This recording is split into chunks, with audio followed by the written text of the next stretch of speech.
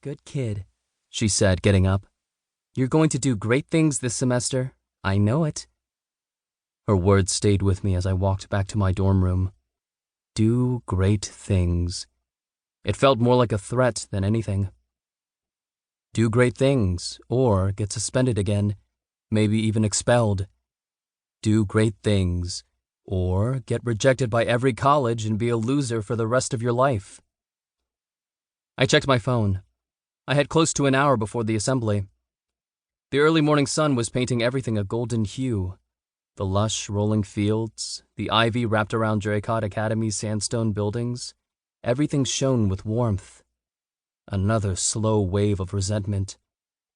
Before Sophie died, I would have stood still and taken it all in. I would have asked her to walk with me to the rose garden to admire the dewy flowers before telling her she was more beautiful than any rose. Now, beauty was wasted on me. I trudged back to my room and got ready for class. But by the time I put on my navy blue blazer, gathered all my books, and messed up my hair in just the right way, I was exhausted. I walked to the common room, where Josh was finishing up his coffee. He waved at me and smiled. Was his smile just the slightest bit strained? I tried my best to smile back like I meant it. Hey man, how was your summer? He asked, giving me a one-armed hug. It was okay.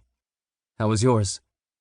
Josh started yapping about how his folks had taken him and his sister to Bordeaux for the summer. Somehow, I managed to follow him out of the dorm. Summer was still clinging to the air with sticky stubbornness. Never mind the fact that it was already September and Draycott Academy was surrounded by lush, green Northern Californian hills.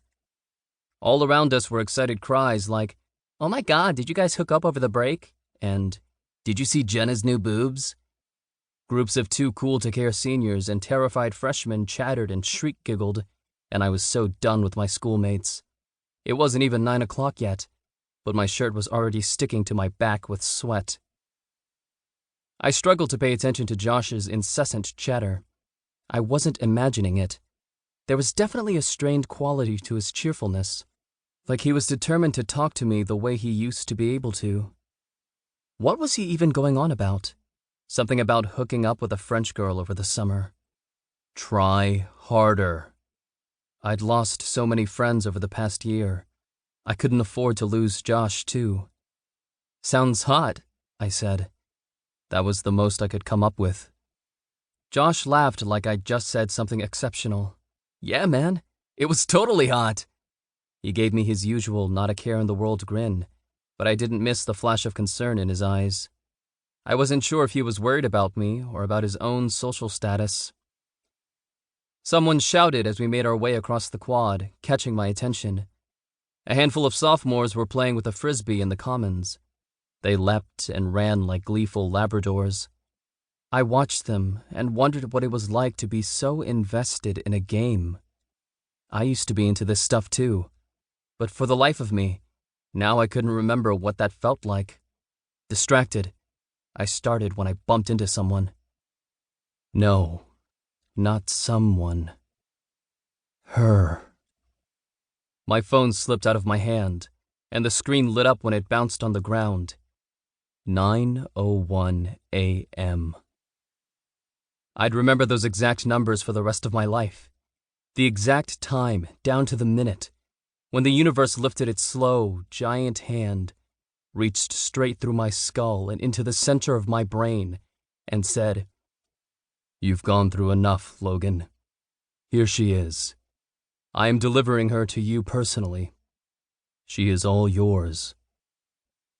I wanted to grab her, feel her warm flesh beneath my fingers, and check if she was real. Her face was eerily similar to Sophie's, and they swam in my mind and overlapped. "I'm so sorry," she exclaimed, and her eyes met mine for a split second. She crouched down and picked up my phone. "I hope I didn't break it." Her voice was sincere and shy, and she was biting her lower lip slightly. Her eyebrows furrowed like she was genuinely worried. And God, I wanted to tell her it was okay. Everything was okay because she was here, and I bet she tasted like strawberries at the height of summer.